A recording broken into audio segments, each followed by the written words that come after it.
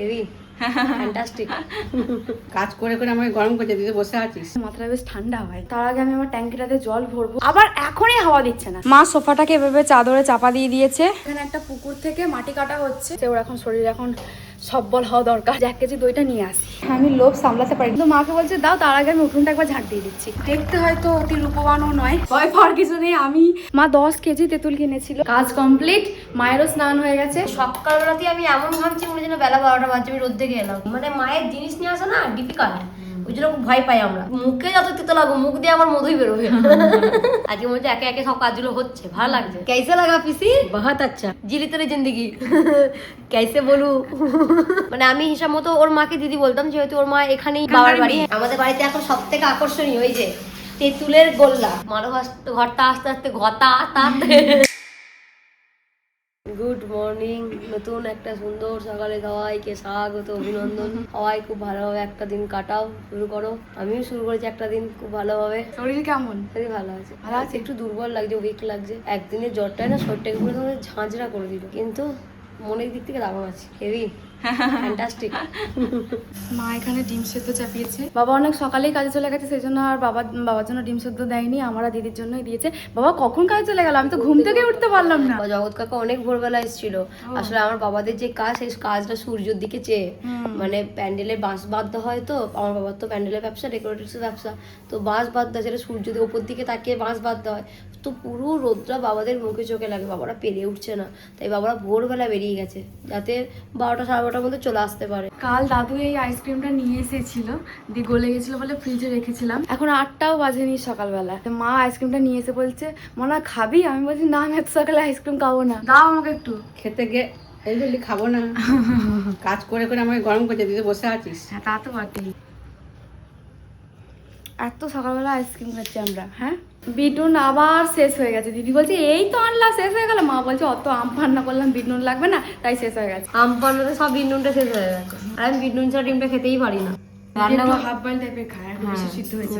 আমি half boil খেতে ভালোবাসি, মানে কুসুমটা একটু নরম নরম থাকবে, ওটা খেতে ভালোবাসি। মাঝে কোটে কোটা নামাচ্ছে নাকি? হ্যাঁ, আগের দিনও করেছে, আজকেও করেছি।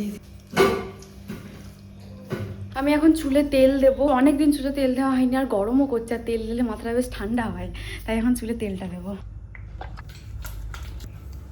সকাল থেকে প্রচুর গরম, বেলা হলে যা হচ্ছে বাপরে, এই 2-3 দিন প্রচুর গরম দিয়েছে। চ্যাপ চ্যাপে করে আমি চুলে তেল দিয়েছি, এবার কাজগুলো করব। যদিও প্রচুর গরম করছে, তার আগে আমি আমার ট্যাঙ্কিটাতে জল ভরবো, জল খেতে হবে, তারপরে কাজগুলো করে নেবো। ওপরের ঘর বারান্দা সমস্ত কিছু ঝাঁট দিয়ে এলাম, এবার নিচেকার ঘর বারান্দা ঝাঁট দেবো, মুছবো। কিন্তু কারেন্ট চলে গেছে, এত গরম করছে। ভেবেছিলাম যে চুলে তেল দিলে মাথাটা ঠান্ডা হবে, এখন দেখছি খিদিবিদি লাগছে, গরম করছে আরো বেশি। কখন গেছে কারেন্টটা? প্রায় 1 ঘন্টা বোধহয় হয়ে গেল কারেন্ট গেছে, এখনো কারেন্ট আসার নাম নেই। আরে এত গরমে যদি কারেন্ট যায় বিরক্ত লাগে। যাই হোক, কাজগুলো করে নি, দরদর করে ঘামছি একেবারে। এখন আমাদের কারেন্ট আসেনি, তাই আমরা মাদের ঘরের এই দিকটাতে বসেছি খেতে। মা বলছে মোনা চল খেয়ে নিই, খিদে পেয়ে গেছে। আর আজকে দিদির আসতে অনেক দেরি হবে, তাই মা দিদিকে টিফিন দিয়ে দিয়েছে, ও খেয়ে নেবে। দিদিকে জিজ্ঞেস করেছে তুই কি খাবি? বলছে আমার আলু ভাজা, একটু ঝাল ঝাল করে আলু ভাজা করে দাও, আমি আলু ভাজা মাখি মুড়ি খাবো। তো মা সকালে আলু ভাজা করে ওকে টিফিন গুছিয়ে দিয়েছে, ও ওখানেই খেয়ে নেবে, ওর আসতে দেরি হবে। আর আমি আর মা এই যে গামলায় করে এখন নিয়ে নিয়েছি, একসাথে খেয়ে নেবো। আমাদের আলু ভাজাও আছে, তার সাথে পেঁয়াজিও মাখিয়েছে। আর এই যে এই দুটো পেঁয়াজি পাশে রেখেছে, মুড়ির সাথে নিয়ে খাবো নাকি, তার জন্য দুটো মাখিয়েছি, আর দুটো এরকম নিয়ে খাবো। তো খেয়ে নেওয়া যাক। আর প্রচুর গরম, মানে আমি গরম কথাটা যে সারাদিনে যে কতবার বলছি তার কোনো ঠিক নেই, এত গরম। গরমে খাওয়াও যাচ্ছে না, কারেন্টটা কখন গেছে এখনো আসেনি, আবার এখনই হাওয়া দিচ্ছে না। নাহলে এদিকে কত হাওয়া দেয়, মাদের ঘরে বসলেই বাগানের দিকে প্রচুর হাওয়া দেয়, এখন আর হাওয়াও দিচ্ছে না। ওই দিকের থেকে এই দিকটা একটু ঠান্ডা, তাই এখানে বসে মুড়ি খাচ্ছি। খাওয়া দাওয়া হয়ে যাওয়ার পর একটু আর বসিনি আমরা আজকে। মা বলছে আজকে অনেক কাজ, মনে বসে আর গল্প করলে হবে না। মা এখানে রান্না করতে এসেছে, এখানে মাছ ভাজছে। আর কি তরকারি করবে আজকে? আজকে উচ্ছে ভাজবো, হ্যাঁ, আর ঝিঙে আর সে কাটুয়ার ডাটা, হ্যাঁ, আর আলু দিয়ে মাংস ঝোল করবো। বাহ, তাহলে গরমে একটু পাতলা ঝোল করো, বেশি মশলা দিয়ে করো না। মা সোফাটাকে এভাবে চাদরে চাপা দিয়ে দিয়েছে, কারণ আমাদের এখানে একটা পুকুর থেকে মাটি কাটা হচ্ছে, তো সমানে ট্র্যাক্টর যাচ্ছে, ধুলো উঠছে প্রচুর। মা বলছে মনে আমার বাড়ি পুজোর আগে মানে আমার সোফা নষ্ট হয়ে যাবে, ধুলোতে নষ্ট হয়ে যাবে, সেই জন্য এরকম চাপা দিয়ে দিয়েছে। ফুলকিটা উল্টে পাল্টা মা তুমি এদিকে উচ্ছে ভাজছো, ওইদিকে তরকারি করছো। প্রচন্ড গরম করছে, না দু রকম রান্না করে পাখার তলা যেতে পারলে ভালো। কারেন্টই তো নেই, তুই পাখার তলায় যাবে কি? 2 ঘন্টা প্রায় হয়ে গেল বোধহয় আমাদের এখানে কারেন্ট নেই। মায়ের এখানে মাছগুলো ভাজা হয়ে গেছে। কালকে মা দই পাতেনি, ছানা করেছিল, দিদিকে দিল। দিদির শরীরটা তো ভালো নেই, তাই ছানা মা বলছে ওর এখন শরীর এখন সব্বল হওয়া দরকার, তার জন্য ছানা খেতে হবে ওকে। সেই জন্য মা ছানা করেছিল দুধটাতে, দই করেনি। এবার এত গরমে না ভাত খাওয়ার পর একটু দই খেতে ইচ্ছা করছে, তাই মাকে বলছে এখন দিদির শরীরটা যখন খারাপ তাহলে এখন প্রতিদিন দুধ দিয়ে ছানাটাই করে দাও, আমি দই কিনে নিয়ে আসছি। দিদি দাদার কাছে দেখেছিলাম, দাদাকে বলছি যে 1 কেজি দই আছে, দাদা বলছে হ্যাঁ আছে। আমি আবার ঘরে এলাম টাকা নিতে যে 1 কেজি দইটা নিয়ে আসি। এখন কেনা দইটাই দুদিন খাই, দিদির শরীরটা খারাপ, ছানা ওই দুধটা দিয়ে মা ছানাটাই করুক, দইটা কিনেই খাই। দই নেওয়া হয়ে গেছে, এটাকে মাকে বলবো এবার এখন টিফিনে ভরে রাখো, দিয়ে প্রতিদিন একটু একটু নিয়ে নিয়ে খাবো। মামা কেন টিফিনে ভরে রাখো। দিদি বলেছে তোমাকে যেসব জিনিসগুলো কিনে দিচ্ছি তুমি যদি ব্যবহার করো তাহলে আরো নতুন নতুন দেখলে এনে দেবো, আর যদি ব্যবহার না করো তাহলে আর আমি কিনে দেবো না। সেই জন্য তুমি ব্যবহার করছো, যে আরো নতুন নতুন আসবে। নতুন নেবো। এ তো পুরো ভর্তি হয়ে গেল গো মা। ভীষণ দেখতেও লাগে না? হ্যাঁ দেখতে খুব সুন্দর লাগছে। ফ্রিজে ঢুকিয়ে দাও মা, দুপুরে খাওয়ার পরে খাবো। দেখতে কিন্তু খুব ভালো লাগছে, দেখতে খুব ভালো লাগছে না? আর 2 ঘন্টা পর আমাদের কারেন্ট এসেছে। এই যে কারেন্ট আসা মাত্র মা বলছে ফ্যানটা চালা, ফ্যানটা চালা। তুই এখন ফ্যান চালিয়ে মা বলছে একটু বস, তারপরে কাজ করবি। গরমে একদম দরদর করে ঘামছি। দইটা দেখে আমি লোভ সামলাতে পারিনি, মাকে বলছে মা বাটি করে একটু দাও। মা দিয়েছে, ওটাই এখন আমি একটুখানি খাচ্ছি। আমার মা এখানে টেবিল ফ্যানটাকে চালিয়ে বাসন মাজছে, এত গরম করছে। এরকম গরম দেখ পাচ্ছি না। না না গরম, প্রচুর গরম বাবা। আমি এবার উঠোনটা ঝাড় দেবো। উঠোন আমি ঝাড় দিই না, মাই দেয়, কিন্তু মায়েরা আজকে প্রচুর কাজেই রান্না করে এই সবে বাসন মাজছে। আবার এরপর যদি আবার উঠোন ঝাড় দেয় অনেক দেরি হয়ে যাবে, আর মা এত গরমে না অত কিছু করে উঠতে পারছে না। সেই জন্য আমি বলছি যে আমার ঘর বারান্দা সমস্ত ঝাড় দেওয়া গেছে, ওপরে ঘর বারান্দা ঝাড় দেওয়া গেছে, আমি এখনো মুছবো, কিন্তু মাকে বলছে দাও, তার আগে আমি উঠোনটা একবার ঝাড় দিয়ে দিচ্ছি। তো এখন আমি উঠোনটা ঝাড় দেবো।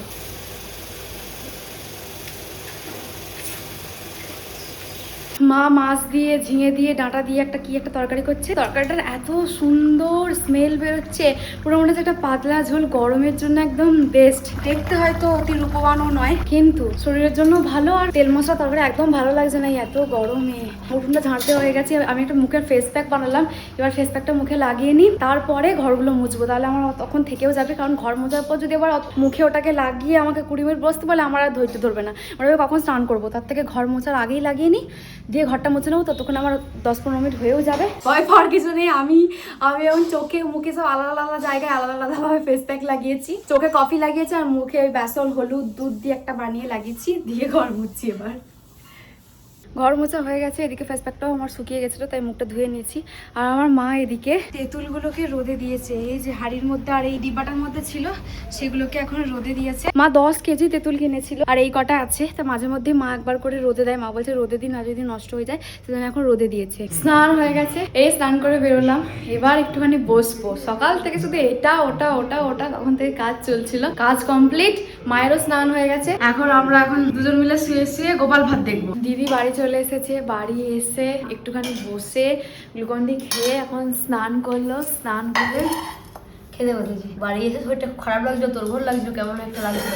মা বলছে প্রেশারটা একবার মাপিয়ে নে। আমার আর একবার প্রেশার এরকম হয়েছিল, আমার এরকম সকালবেলা মাথা ঘুরছে। সকালবেলাতেই আমি এমন ঘামছি মনে যেন বেলা 12টা বাজে, আমি রোদ থেকে এলাম, আমি এমন ঘামছি। প্রেশারটা একটু মাপাবো, আর অনেকটা ভালো আছি। আজকে আমাদের দুপুরের মেনু সাদা ভাত, গোল গোল চাকা চাকা উঠছে ভাজা, আলু ঝিঙে ডাটা দিয়ে মাছ দিয়ে। ডাটা মা ওটা কাটোয়া মাছ নিয়ে আসতে যে বাজার থেকে। হ্যাঁ আমার যে কি ভয় লাগছে। তাহলে আজকে আমাদের মেনু আলু কাটোয়া ডাটা ঝিঙে বুনির বাজার থেকে নিয়ে আসা মাছের ঝোল। যা ভয় লাগছিল না যে মাছ কিনতে পারি না, মা এত বকান বকবে। এসে যখন মা বলেছে মনে মাছটা ভালো, যেন মনে হচ্ছে আমি রাজ্য জয় করে ফেলেছি। মায়ের কিছু জিনিস নেই এরকমই। আমার মায়ের যদি আলু আনতে যায় তাহলে বলবে হাঁসের ডিমের মতো আলু আনবি, হাঁসের ডিম এরকম সাইজ এরকম আলু আনতে হবে। কোনো হাঁস যদি ছোট পারে আর ডিম, তাহলে তার আলুটা তো ছোট পারা হবে। আচ্ছা যদি আমরা আলু আনতে যাই নোড়ার মতো মতো আলু আনবি, নোড়া মানে এরকম সাইজের নোড়া হতে হবে, এই সাইজে আলু আনতে হবে, ডিম আনতে হবে নোড়ার মতো মতো ডিম। মানে মায়ের জিনিস নিয়ে আসা না ডিফিকাল্ট, ওই জন্য খুব ভয় পাই আমরা। মা এখন যাচ্ছে আমের আচার নিয়ে আসতে, দিদি একটু আমের আচার। দুদিন মা খেতে নেই, আমার মুখে যাই খাচ্ছি না উচ্ছেটাও আমার কাছে সেম যা লাগছে, এই তরকারিটাও আমার কাছে তাই লাগবে, তিতো। মানে সব জিনিস আমার মুখে তিতো লাগে, যে তিতোকে আমি জয় করবোই। মুখে যত তিতো লাগবো মুখ দিয়ে আমার মধুই বেরোবে। এক বাটি আচার নিয়ে চলে এসেছে মা। কি মা ভেজেছে আমাকে একটা বড় আম দেবে। তো জানে আর কাছে নিতে না হ্যাঁ আমার বুনি রানা বাজার থেকে বড় লাজা আমার পাতে আমি খাবো। টক দই নিয়ে এসেছি, হ্যাঁ না দিদি? দেখ। এক বাটি নিয়ে এসেছি, তুই আর আমি খাবো। একবারই তো যাবে। এক বাটিতেই হয়ে যাবে। হ্যাঁ মা অনেকটাই দুই বাচ্চা নিয়ে না তখন। কিনেছে 1 কেজি হ্যাঁ বলছে আজ মাঝে করে আয়না লাগাতে আসার কথা। আবার আমাদের স্বপ্ন আমি ঘরটা শাটারটা ঠিক সব করার ঘরে শাটারটা ছিল না, শাটারটা ঠিক করার কথা বলে শাটার ছিল করতে কিন্তু এসছে। যা একটু বাড়িয়েছি আমরা, খুব রাখতে অসুবিধা হচ্ছিল বলে তো শাটার লাগাতে এসছে কাকু। আজকে মনে হচ্ছে একে একে সব কাজগুলো হচ্ছে, ভালো লাগছে। মাদের ঘরটা আস্তে আস্তে ভোল পুরো পাল্টে যাচ্ছে, যা লাগছে আমরাই তো চিনতে পারবো না, লোকের ঘরে বাইরে বেরিয়ে গেলে। কেসে লাগা পিসি? বহুত আচ্ছা বহুত আচ্ছা। আর আমরা মাকে জিলে পিসি তেরি বলি। হ্যাঁ, আমরা মাকে পিসি বলি। জিলি তেরি জিন্দগি কেসে বলু। আমরা যখন খুব ইয়ার্কি মারি তখন মাকে পিসি বলি। এই পিসি বলার পিছনে একটা পিসি ঠিক না পিচি। হ্যাঁ পিচি বলার পিছনে একটা কারণ আছে। দিদির কাছে একটা বাচ্চা পড়তে আসতো, সে দিদিকে পিচি বলে ডাকতো। তার মামার বাড়ি এখানে। হ্যাঁ তার মামার বাড়ি এখানে, কিন্তু দিদিকে পিচি বলতো। দিদি বলছে আমি মাসি হই, ও মাসি কিছুতেই বলবে না পিচি বলবে। মানে আমি হিসাব মতো ওর মাকে দিদি বলতাম, যেহেতু ওর মা এখানেই বাবার বাড়ি, হ্যাঁ এখানকার মেয়ে, আমি দিদি বলতাম। তো সেই সূত্রে আমি ওর মাসি হই। তো ও আমাকে বলতো পিচি, আর আমার বুনিকে বলতো মাসি। আমি যখন বলতাম আমাকে যখন পিচি বলছিস ওকে না, ও মাসি আর তুই পিচি, আর তুই দেখারি করবি পিচি পাচি না পিচি পিচি ছুড়ে দে পিচি। ওই পিচি বলাটা এত সুন্দর ছিল ওর, সেই থেকে আমরা যখন খুব ইয়ার্কি মারি তখন মাকে ওরকম বলে পিচি পিচি ছেড়ে দে পিচি এরকম করে বলি আর কি বলে। কিন্তু ওটা আমাদের মাই পিসি না। আমাদের ঘরে আজকেও হচ্ছে গুড়াম, মা আবার গুড়াম করছে আমার জন্য না। পুরুলিয়া থেকে একটা দিদিভাই আর দাদাভাই আসবে আমাদের বাড়ি পুজোয়, তাদের জন্য। দাদাভাই গুড়াম খেতে খুব ভালোবাসে, কিন্তু আমি বলেছিলাম মা তাহলে আমাদের যেটা আছে সেটাতেই তাহলে রেখে দেবো একটু। মা বলেছে তোকে বিশ্বাস নাই, তুই কোন সময় এটো হাত আর সব দিয়ে দিবি, পুজোর আগে শেষ করে দিবি, তার থেকে আমি আলাদা করে রাখছি। আলাদা করে মা আবার গুড়াম করেছে, আর এত গরম পুরো কলকাল করে টানছে। আমাদের বাড়িতে এখন সব থেকে আকর্ষণীয় ওই যে তেঁতুলের গোল্লা। মা তেঁতুলগুলোকে গোল্লা গোল্লা পাকিয়ে নুন মাখিয়ে রেখে দিয়েছে, যখন মানে টক হয় আচার হয় তখন মা একটা করে বার করে রোদে দিয়েছিল। আর আমি একটা তেঁতুলের হাঁড়ি বাড়ি দিয়েছি, বাবাকে একটা হাঁড়ি আনিয়েছি। ওই যে দাদা দেখায়, বাবা হাঁড়িটা 8 বছর এনেছিল, গত বছর এনে দিয়েছিল, দিয়ে আমি হাঁড়িটায় গায়ে এরকম কারুকার্য করে দিয়েছি, ছবি এঁকে তেঁতুল এঁকে দিয়েছি, দেখতে ভালো লাগে বলে। এই হাঁড়ির ভেতর তেঁতুল ছিল, ওইগুলোকে মা গোল্লা পাকিয়ে নুন মাখিয়ে রোদে দেয়, তেঁতুল যাতে ভালো থাকে। তেঁতুল যত বেশি কালো হবে তত বেশি খেতে টেস্ট হবে। এইসব চা রোহনের জিভতে জল করাচ্ছে, আমারও জল করাচ্ছে, মনে হচ্ছে একটু কাঁচা লঙ্কা একটু নুন দিয়ে খায়। এদিকে মায়ের গুড়ামও হয়ে গেল। আজকে আমাদের রাতের মেনু রুটি, ছানা, আম, আর ওই যে ওগুলো মা কাটোয়ার ডাঁটা দিয়ে আলু দিয়ে আর একটা কাঁটা ডাঁটা একটা পাজা ওইটা দিয়ে ঝোল করেছিল, সেটা মাছ তো খেয়ে নিয়েছি, ঝোল আলুগুলো পড়ে আছে, ওইগুলো দিয়ে এখন রুটি খাবো। এক থালা আজকে আম ছাড়িয়েছে। আজকে মা আমরা যত আম ছিল সব কটা আমকে কেটে দিয়েছে, রোজ রোজ মারা ধৈর্য নেই, একদিনই খেয়ে নেই। হ্যাঁ অনেক আম ছাড়িয়েছে আজকে মা। এত আম খাবো আজকে? ভালোই হয়েছে, শেষ হয়ে গেলে বাবা আবার আনবে। আমগুলো খুব মিষ্টি, খুব মিষ্টি। খেয়ে বাঁশ তুই খা। খাওয়া দাওয়া আমাদের হয়ে গেছে, এবার ঘুমিয়ে পড়বো। আজকের দিনটা ভালো কেটেছে। তো চলো আজকের ভিডিওটা এই পর্যন্তই। তোমরা সবাই খুব ভালো থেকো, সুস্থ থেকো, সবাইকে ভালো রেখো। টাটা।